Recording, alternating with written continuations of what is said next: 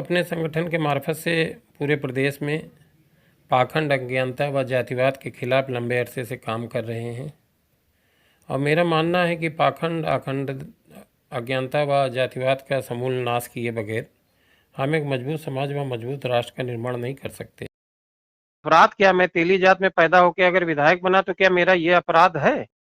लेकिन अगर जरूरत पड़ी देश के लिए, संविधान के खातिर, तो इसी जगह रह के एक एक कतरा खून दे के जाऊंगा। साथियों नमस्कार, मैं हूं नीरज पटेल और आप देख रहे हैं नेशनल जनमत। उत्तर प्रदेश में सत्तारूढ़ भारतीय जनता पार्टी के विधायक और सांसद अभी तक इस वजह से चर्चा में आते थे कि उन्होंने किसी का मकान कब्जा कर लिया, अवैध खनन में दोषी पाए गए, किसी पर जूता चला दिया, किसी अधिकारी के घर में घुस करके उसको धमकी दी, उसको सरेराह पीट दिया। लेकिन पहली बार भारतीय जनता पार्टी का कोई विधायक इसलिए चर्चा में आया है कि उसने पिछड़ों के, वंचितों के हक में आवाज बुलंद की है, आरक्षण की प्रतिनिधित्व की और हिस्सेदारी की बात भी की है, वो भी भारतीय जनता पार्टी के भीतर। उस विधायक ने पहली बार ये बात की है कि वोट तो दलित पिछड़े वर्गों के लोगों ने लाइन लगा करके भारतीय जनता पार्टी को दिए, लेकिन जब हिस्सेदारी देने की बात आई तो वो कुछ जातियों में ही सिमट के रह गई। यही वजह है कि पूरे देश भर में पिछड़े और वंचित समाज के लोग पिछड़े और दलितों के हितैषी होने का दंभ भरने वाले राजनीतिक दलों के नेताओं की तरफ आशा भरी नजरों से निहार रहे थे, लेकिन उनके मुंह से कभी इस तरीके के शब्द नहीं निकल पाए जो विधायक राकेश राठौर ने पिछड़ों के हिस्सेदारी के लिए आवाज बुलंद की है। यही वजह है कि पूरे देश भर से विधायक जी के समर्थन में तमाम पिछड़े और वंचित वर्ग के लोग समर्थन पत्र जारी करने लगे, फोन करके उनको धन्यवाद देने लगे, सोशल मीडिया पर I stand with MLA Rakesh Rathore जैसा हैशटैग चलाने लगे, जिसको सैकड़ों हजारों लोगों ने फेसबुक पर शेयर किया। इसके अलावा नेशनल जनमत के पास गड़रिया आर्मी सामाजिक एकता समिति ने भी समर्थन पत्र भेजा, रविदासिया समाज पटना की तरफ से भी समर्थन पत्र आया, Kurmi Mahasabha Pilibhit, voice of Buddha trust, Akhil Bharatiya Kurmi क्षत्रिय महासभा, सरदार सेना, कुशवाहा महासभा, सामाजिक चेतना फाउंडेशन समेत तमाम सारे समाज के लोगों ने फोन करके कहा कि हम विधायक राकेश राठौर के समर्थन में खड़े हुए हैं। ऑडियो वायरल होने के इस पूरे एपिसोड के बाद विधायक राकेश राठौर ने पहली बार नेशनल जनमत से टेलीफोनिक बातचीत की है और वो चाहते हैं कि उनका ये पक्ष पूरे दुनिया के सामने जाना चाहिए। इसलिए हम उनकी इस बातचीत को जो रिकॉर्ड किया था वो आप लोगों के सामने उसी तरीके से रख रहे हैं। हाँ, नीरज बोल रहा हूँ। जी नमस्कार भाई साहब। जी जी, ये पूछ रहा था विधायक जी कि इस समय ये ऑडियो वायरल होने के बाद जी आपके पास फोन तो बहुत सारे आ रहे होंगे पूरे देश भर से। हाँ भाई साहब, फोन तो आए हैं मेरे पास हैं। आज सुबह ही वो बिहार से फोन आया था, वो जनार्दन कोई रविदासी जी थे जी और बड़ा भावुक हो गए बेचारे। हम भी उनकी बात सुन के बड़ा भावुक हो गए। जी जी तो उन्होंने कहा कि हमको तो अब उम्मीद खत्म हो गई थी, उनको लगता था कि अब संविधान बाबा साहब का बनाया और नहीं बचेगा। जी जी तो जब ये बात कही तो हम भी भावुक हो गए और बहुत से फोन, ये तो बात है नीरज भाई साहब कि आप लोगों के कारण बहुत सी जगह से फोन आए। बहुत सारे सामाजिक संगठनों ने हमें भी पत्र भेजे हैं जी जो समर्थन कर रहे हैं इन बातों का। हाँ जी, हमारे पास भी कुर्मी पटेल सभा, गुर्जर सभा, जी जी लोधी सभा, तमाम सेनाओं के और तमाम जातियों के राष्ट्रीय अध्यक्ष जैसा तो अध्यक्षों के इस फोन पूरे आते हैं। एपिसोड के बाद कैसा लग रहा है आपको? कैसा समय बीत रहा है? भैया दुख इस बात से है कि वो मेरी किसी से मतलब निजी बातचीत है जी जी जी और वो निजी बातचीत में हमको लगता है लोग उतना संजीदा नहीं होते हैं। सार्वजनिक मंच पे कहना, सार्वजनिक स्थल पे कहना और निजी बातचीत में दोनों में अंतर होता है। बिल्कुल बिल्कुल। तो मैंने वो निजी बातचीत की, अब वो मेरा फोन टेप किया गया या डाटा हैक किया गया, जो भी हुआ, या एक दिन मेरा मोबाइल गिर गया था 2-3 घंटे के लिए, उसमें इसका दुरुपयोग किया गया। तो वो मेरी निजी बातचीतों को काट पीट के छाट के चलाया जा रहा है, जो दुख देता है जी कि इस तरीके के षड्यंत्र। अगर मेरा अपराध क्या है? जी जी जी भाई मेरा अपराध क्या? मैं तेली जात में पैदा होकर अगर विधायक बना तो क्या मेरा ये अपराध है? बिल्कुल जी। भाई लोग क्या बातचीत नहीं करते? अपने मित्रों से नहीं करते, अपने परिवार से नहीं करते, अपनी पत्नी से नहीं करते, अपने रिश्तेदारों से नहीं करते क्या? और उसका इस तरीके से आप दुरुपयोग करके और उसको सार्वजनिक करते घूम रहे हैं और तोड़ मरोड़ के। तो दुख तो होता है, लेकिन नीरज भाई एक बात ये भी हमको इसमें सीखने को मिली। मैं आज प्रण कर लिया हूँ कि एक बेटी थी, शादी कर दी है। जीवन में मतलब अगर जरूरत पड़ी तो खून का एक एक कतरा दे दूंगा, बिल्कुल, सिद्धांतों के खातिर, देश के खातिर जी। एक एक कतरा दे के इस दुनिया से विदा लूंगा। क्योंकि अब जो लोग फोन करते हैं उनकी उम्मीद बहुत बढ़ गई है आपसे। हम बता रहे नीरज भाई, हम भी थोड़ा सेंटिमेंटल हैं जी जी और हमको कल एक अधिकारी ने कहा भी है कि डिप्रेशन में हैं। जी। अच्छा। तो डिप्रेशन में तो नहीं हूं मैं, हम्म। डिप्रेशन में तो नहीं है। कोई सेना के प्रमुख जी कह रहे हैं तो उनसे कह रहे हैं कि अरे वो कुछ नहीं, उनका कुछ बचा नहीं है, डिप्रेशन में है। अच्छा अच्छा। तो डिप्रेशन में तो नहीं हूँ, ये बिल्कुल पक्का है। हम्म। लेकिन अगर जरूरत पड़ी देश के लिए, संविधान के खातिर, तो इसी जगह रह के एक एक कतरा खून दे के जाऊंगा, विदा लूंगा। इसके अलावा नेशनल जनमत ने जब सवाल पूछा कि आपके साथ ऐसा क्यों हो रहा है, क्या इसके पीछे जाति एक बड़ी वजह है, तो सुनिए विधायक जी ने क्या कहा। मैंने तेली जाति में जन्म लेने के बाद से मिले जाति अपमान व दुख को कभी अपने व्यवहार में नहीं आने दिया। लेकिन विधायक बनने के बाद पल पल जो तीव्र प्रहार मेरे ऊपर हुए जात को लेके, उसमें कभी कभी मैं अपने आवेगों को संभालने में असमर्थ रहा।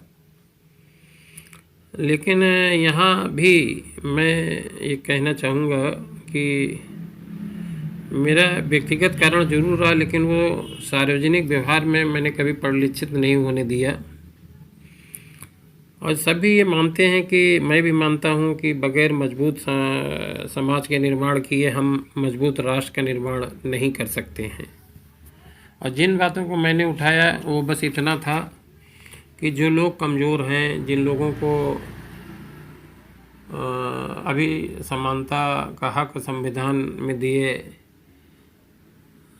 दायरे के अनुसार नहीं मिला, तो उनकी बात करना मेरी समझ से कोई अपराध की श्रेणी में नहीं आता। मैं नीरज भाई एक घटना बताना चाहूँगा आपसे। मैं जिस मकान में रहता हूँ वो 2 रोड सड़क पे है। कोने के कमरे में मैं लेटता हूँ और थोड़ा सा बस पढ़ने की आदत है। रात में समय मिलने पे पढ़ने का भी प्रयास करता हूँ। कमरे में नीरज भाई मैं बताऊं, अक्सर जब मैं लेटता हूं तो मेरे मन में डर का एक भाव रहता है, कहीं सड़क पर से कोई माँ बहन करता हुआ ना निकल जाए। और ये अक्सर मेरे साथ होता रहा है। एक दिन मेरी बेटी, तब वो यहीं थी, कहने लगी बहुत द्रवित होकर कि डैडी आप करते क्यों नहीं कुछ। अब ये बर्ताव मेरे साथ विधायक बनने के बाद बार बार हुआ। कभी सोचता हूँ नीरज भाई कि मैंने पूरे जीवन में कभी शराब छुई नहीं, मेरे परिवार में नहीं किसी ने छुई। पिताजी 13 भारतीय भाषाएं जानते थे और पूरे देश के अंदर निःशुल्क पढ़ाने का कार्य किया और कुछ साहित्य के ऊपर भी काम किया, कुछ पुस्तकें भी लिखी। मैंने भी अपने पूरे राजनीतिक जीवन में कभी एक अपराधी को नहीं जोड़ा, कभी किसी अपराधी से मिला नहीं, प्रयास नहीं किया। और आप पता कर लीजिए 3 साल हैं। वैसे तो अब कोई साजिश करता मिल जाए तो मैंने कहीं कोई सार्वजनिक ठेका, पट्टा, स्टैंड, खनन, आलू बालू, कहीं प्रशासन से भी पता कर लीजिए, मेरा कहीं पे रोल नहीं है और ना कभी हमने प्रयास किया।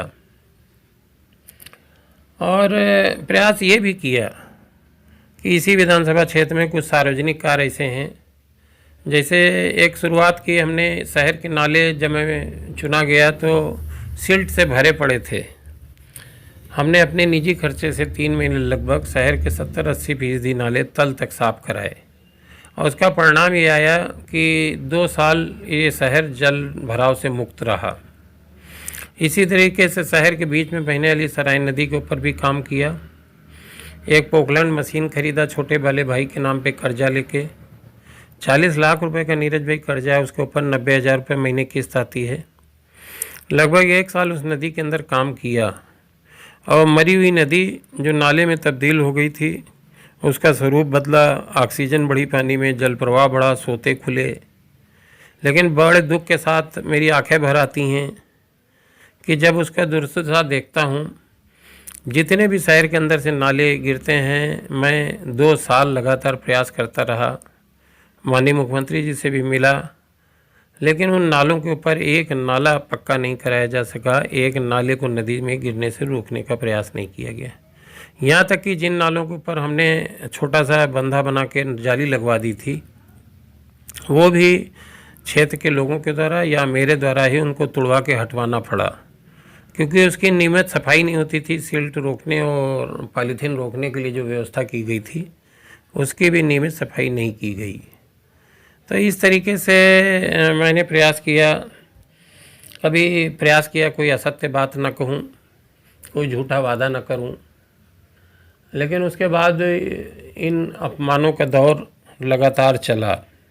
पाखंड और अंधविश्वास के विरोध में पिछड़े वर्ग के हितों में आवाज बुलंद करने वाले इन विधायक को सजा के तौर पर उत्तर प्रदेश भारतीय जनता पार्टी के पिछड़ी जाति से आने वाले प्रदेश अध्यक्ष स्वतंत्र देव सिंह ने विद्यासागर सोनकर, जो अनुसूचित जाति से आते हैं, पार्टी के प्रदेश महामंत्री हैं, उनके मार्फत एक नोटिस भिजवाया था। नेशनल जनमत ने जब नोटिस के मार्फत पूछा तो विधायक जी ने उसका भी जवाब दिया। सुनिए।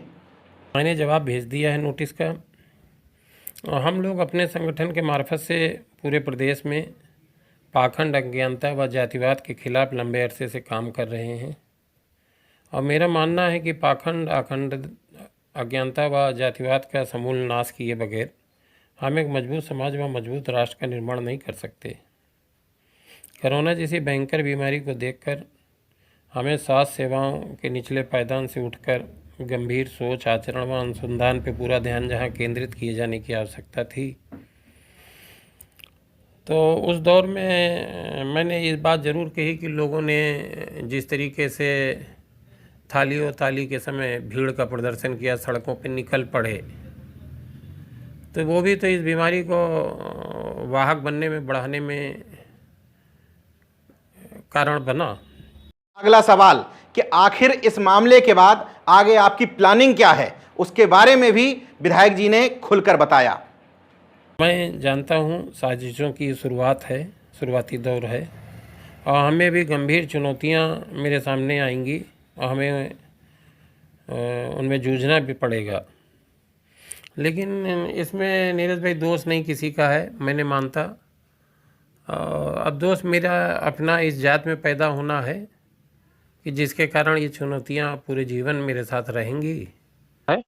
लेकिन अगर जरूरत पड़ी देश के लिए, संविधान के खातिर, तो इसी जगह रह के एक एक कतरा खून देके जाऊंगा।